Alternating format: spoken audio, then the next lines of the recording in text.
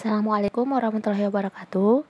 Di video kali ini kita akan membahas materi kelas 10 tentang teks laporan hasil observasi. Sebelum kita membahas lebih dalam lagi tentang teks laporan hasil observasi, kita ketahui dulu definisi dari teks laporan hasil observasi itu sendiri. Jadi, laporan hasil observasi adalah berita atau informasi yang dibuat berdasarkan pengamatan. Hal ini menegaskan bahwa yang diungkapkan dalam laporan hasil observasi adalah sesuatu yang benar-benar terjadi. Yang berikut adalah fungsi dari teks laporan hasil observasi. Laporan hasil observasi dimaksudkan untuk memberitahukan atau menjelaskan suatu kegiatan yang dilakukan. Nah, hasil observasi terhadap suatu objek juga dapat berfungsi untuk memberitahukan kepada pihak berwenang atau terkait suatu informasi dan kemudian dijadikan dasar penyusunan kebijakan. Salah satu contohnya adalah teks laporan hasil observasi kerusakan lingkungan. Selain itu, banyak teks laporan hasil observasi yang dapat dijadikan bahan informasi untuk berbagai kepentingan. Teks laporan hasil observasi secara umum juga berfungsi sebagai alat pendokumentasian suatu objek atau kegiatan. Untuk struktur teks laporan hasil observasi, ada 3 struktur. Yang pertama, pernyataan umum, kemudian deskripsi bagian, dan deskripsi manfaat. Nah, untuk pernyataan umum ini berisi pembuka atau pengantar hal yang akan disampaikan. Bagian ini berisi hal umum tentang objek yang akan dikaji, menjelaskan secara garis besar pemahaman tentang hal tersebut.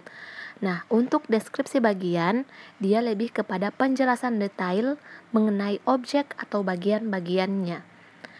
Dan deskripsi manfaat menunjukkan bahwa setiap objek yang diamati memiliki manfaat atau fungsi dalam kehidupan.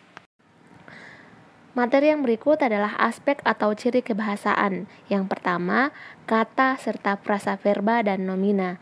Nah, jenis kata dan kelompok kata atau frasa yang dominan digunakan dalam sebuah teks laporan hasil observasi adalah verba atau kata kerja dan nomina atau kata benda.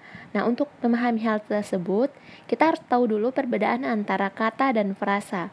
Kata itu dia satuan bahasa terkecil yang dapat memiliki arti maupun tidak yang bersifat bebas. Frasa. Nah, frasa ini merupakan unsur yang lebih luas, yaitu kelompok kata non-predikatif hanya menduduki satu fungsi dalam sebuah kalimat. Yang berikut kita masuk contoh tentang kata nomina. Wayang, dia masuk dalam kata nomina. Kemudian wayang golek, dia masuk dalam frasa nomina. Kemudian yang contoh berikut, verba. Kata verba menetapkan itu masuk dalam contoh kata verba. Sudah membagi, dia masuk dalam frasa verba. Yang berikut tentang afiksasi. Dalam kegiatan berbahasa, kata yang digunakan dapat berupa kata dasar atau kata bentukan. Kata dasar adalah kata yang belum mendapat imbuhan, pemajemukan, atau pengulangan. Kata bentukan adalah kata yang telah mendapat imbuhan atau afiksasi, pengulangan atau reduplikasi, dan pemajemukan ketika digunakan. Kata yang mendapat proses pengimbuhan dapat berubah jenis. Misalnya, kata berjenis verba dapat berubah menjadi nomina jika mendapat imbuhan. Contoh katanya minum. Minum itu dia masuk pada verba. Namun ketika mendapat imbuhan an menjadi minuman, dia sudah menjadi nomina.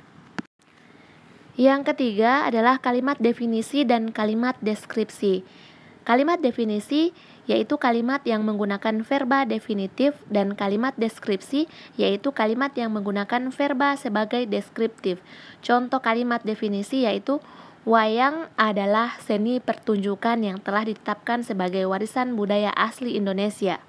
Itu masuk dalam contoh kalimat definisi karena menjelaskan hakikat tentang wayang.